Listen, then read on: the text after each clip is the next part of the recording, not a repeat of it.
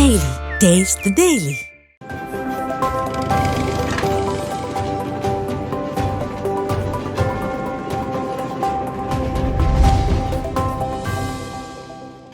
பெண்களுக்கு சிறப்பான திட்டங்கள் மூலம் ஏழை எளிய மக்களுக்கான ஆட்சியை தமிழக முதலமைச்சர் மு.க.ஸ்டாலின் நடத்தி வருவதாக அமைச்சர் தாமு அன்பரசன் தெரிவித்துள்ளார்.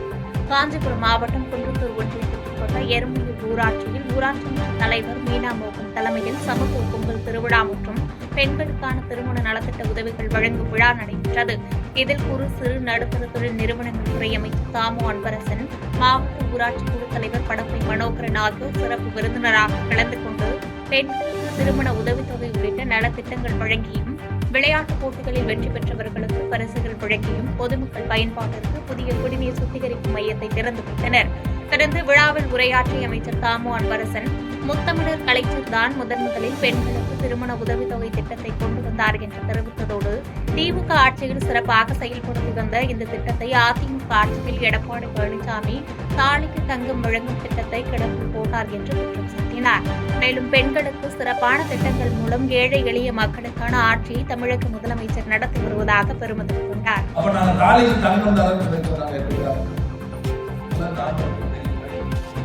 அப்புறம் படிப்படியாக போச்சு. 2000 போன ஆட்சிக்கு 2006 அதுக்கப்புறம்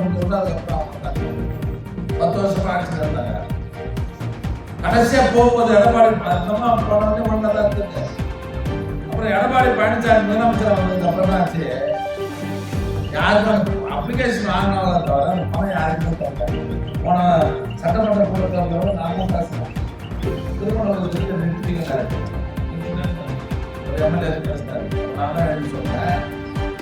மூணே முக்கால் லட்சம் அப்ளிகேஷன் கொடுத்தாங்க ஜனங்க. 3.25 லட்சம் அப்ளிகேஷன் வாங்கி அப்படியே கடைசியில 3.25 லட்சம் ஒரு சவரா நீங்க 50,000 இருக்குது.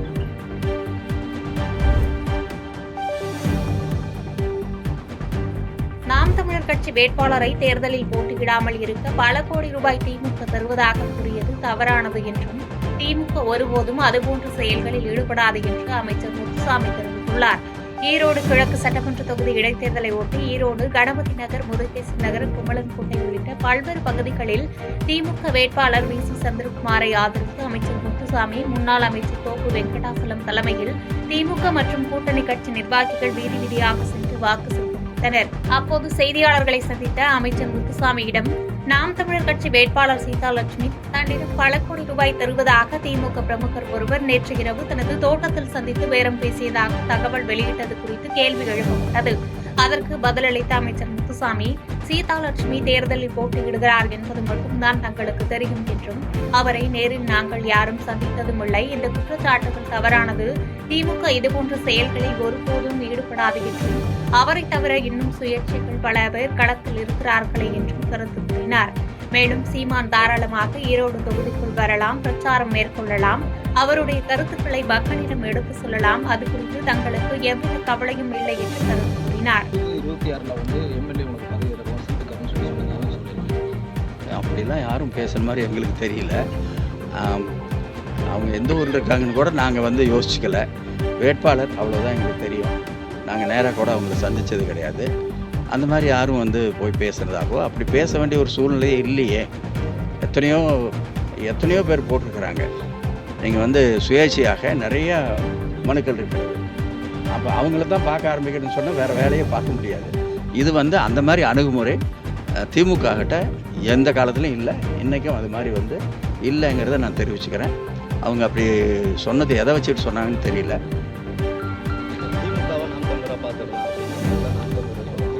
இல்லை, அவங்க அப்படி சொல்கிறதுங்கிறது அவங்க கட்சியை பொறுத்தவரைலாம் அது சரிதான். நீங்கள் திமுகவா நாங்களான்னு பார்த்துட்றோன்னு சொல்கிறதில்ல, அவங்க அந்த சைடில் நிற்கிறவங்க அப்படி தான் பேசணும். அதில் நாங்கள் தப்புன்னு சொல்லலை.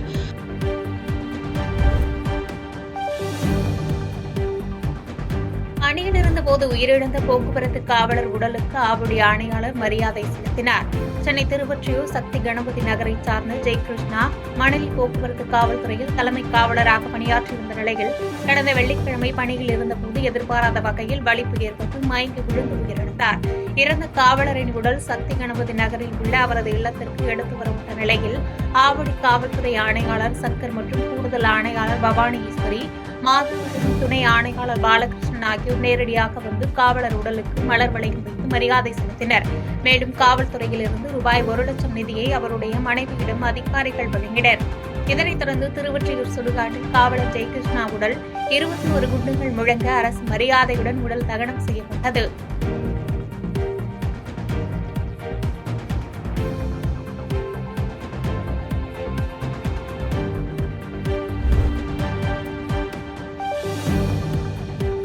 முக்கூடல் தாமிரபரணி ஆற்றில் மூழ்கி மாயமான சிறுமியை தேடும் பணி தீவிரமடைந்துள்ளது. தூத்துக்குடி மாவட்டத்தைச் சேர்ந்த சுமார் 15க்கும் மேற்பட்டோர் வேனில் தங்களது குடும்பத்துடன் குளிப்பதற்கு முக்கூடல் தாமிரபரணி ஆற்றுக்கு நேற்று வந்துள்ளனர். இதில் சுமார் 5 பேரை ஆற்று தண்ணீர் இழுத்து சென்ற நிலையில் 3 பேர் உயிருடன் பத்திரமாக மீட்கப்பட்டனர். மேலும் தாமிரபரணி ஆற்றில் மாயமான 2 சிறுமிகளை சேரன் மகாதேவி தீயணைப்பு மற்றும் மீட்பு வீரர்கள் தேடிவந்த நிலையில் வைஷ்ணவி என்ற சிறுமியை நேற்று மாலை சடலமாக மீட்டனர். இதைத் தொடர்ந்து இன்று காலை மீண்டும் மற்றொரு சிறுமி மாரி அனுஷியாவை தேடும் பணியில் தீவிரமாக ஈடுபட்டு வரும் நிலையில் வீரவனூர் போலீசார் இது தொடர்பாக விசாரணை நடத்தி வருகின்றனர்.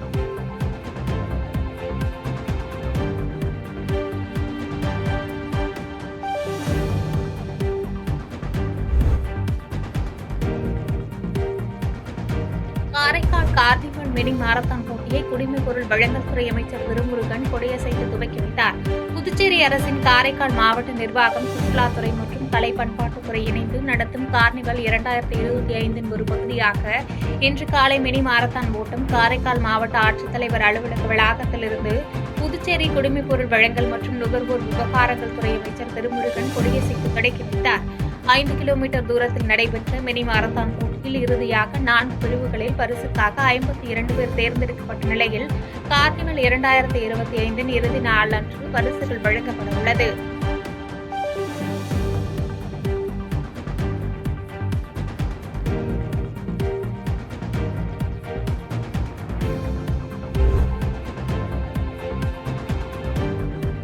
புதுக்கடை அருகே மர்மமான முறையில் வீட்டின் சமையல் அறையில் உடல் முழுவதும் எரிந்து எலும்புக்கூடான நிலையில் பெண்ணின் உடல் மீட்கப்பட்ட சம்பவம் பரபரப்பை ஏற்படுத்தியுள்ளது.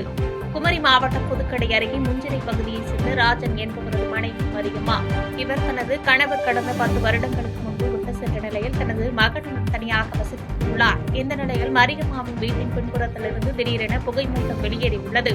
இதனை கண்ட அக்கம் பக்கத்தினர் அதிர்ச்சியடைந்து சென்று பார்த்தபோது வீட்டின் சமையல் அறையில் உடல் முழுவதும் எரிந்து எலும்பு கூடான நிலையில் மரியம்மா கிடந்துள்ளார். இதுகுறித்த தகவலின் பேரில் அங்கு சென்ற புதுக்கடை போலீசார் மரியம்மாவின் உடலை கைப்பற்றி பிரேத பரிசோதனைக்காக குடித்துறை அரசு மருத்துவமனைக்கு அனுப்பி வைத்தனர். மரியம்மா சமையல் செய்தபோது எதிர்பாராத விதமாக தீப்பிடித்து எரிந்திருந்ததாக போலீசாரின் முதற்கட்ட விசாரணையில் தெரிவித்துள்ளது. இருப்பினும் போலீசார் விசாரணையை தீவிரப்படுத்தியுள்ளனர்.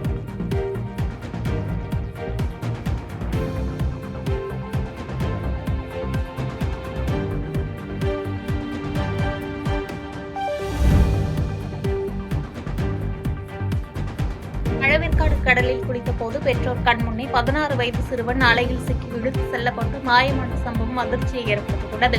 செங்குன்றம் அடுத்த தீர்த்தங்கர் பகுதியைச் சேர்ந்த சுரேஷ்குமார் என்பவர் தனது குடும்பத்துடன் பழவேற்காடு லைட் ஹவுஸ் கடற்கரையில் சுற்றுலா வந்தபோது கடலில் இறங்கி குளித்துள்ளார். அப்போது அவரது 16 வயது மகன் திலக் பிரசன்னா பெற்றோர் கண்முன்னே கடல் அலையில் சிக்கி இழுத்து செல்லப்பட்டார். இதுகுறித்து தகவல் அறிந்த மீனவர்கள் மாயமான அந்த சிறுவனை தேடும் பணியில் ஈடுபட்ட நிலையில் திருப்பாலைவனம் காவல்துறையினர் விசாரணை நடத்தி வருகின்றனர். சுற்றுலா வந்த இடத்தில் பெற்றோர் கண்முன்னே மகன் அலையில் சிக்கி மாயமான சம்பவம் அதிர்ச்சியை ஏற்படுத்தியுள்ளது.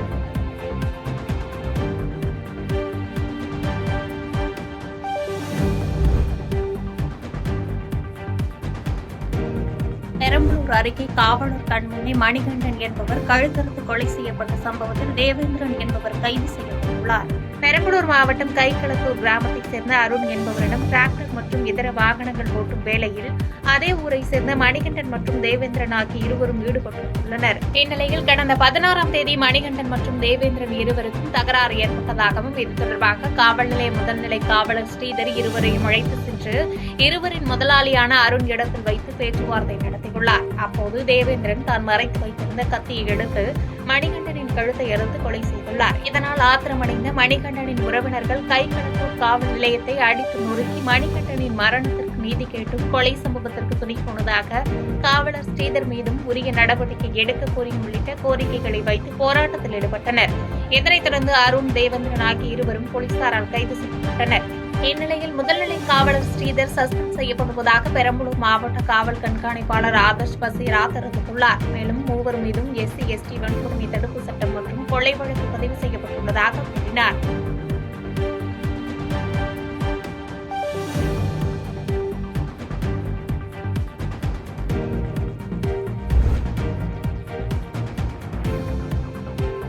விரோத தகராறில் 2 வாலிபர்களை பெட்ரோல் ஊற்றி தீ வைத்தவர்களை குண்டர் சட்டத்தில் கைது செய்ய வலியுறுத்தி நெமிலி பேருந்து நிலையத்தில் பாமகவினர் சாலை மறியலில் ஈடுபட்டனர்.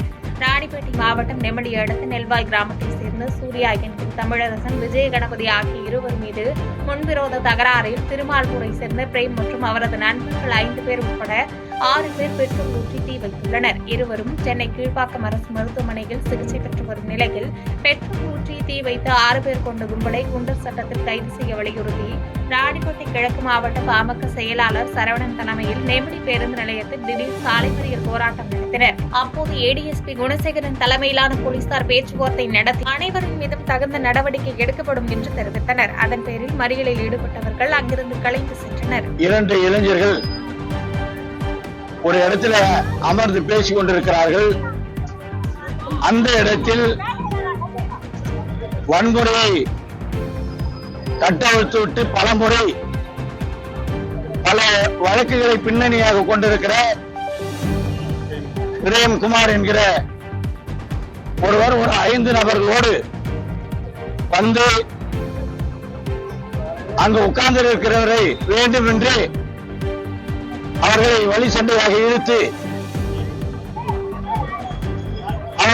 இவர்கள் திட்டமிட்டு பிரேம்குமாரும் அவரோடு வந்திருக்கிற 5 நபர்களும் ஏற்கனவே திட்டமிட்டு வந்திருக்கிறார்கள்.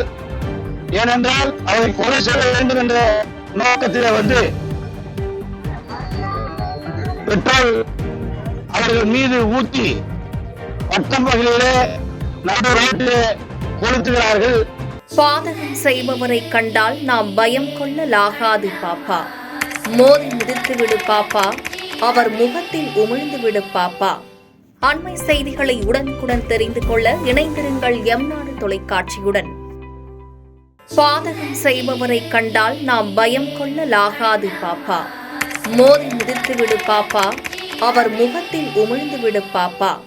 அண்மை செய்திகளை உடனுக்குடன் தெரிந்து கொள்ள இணைந்திருங்கள் எம்நாடு தொலைக்காட்சியுடன்.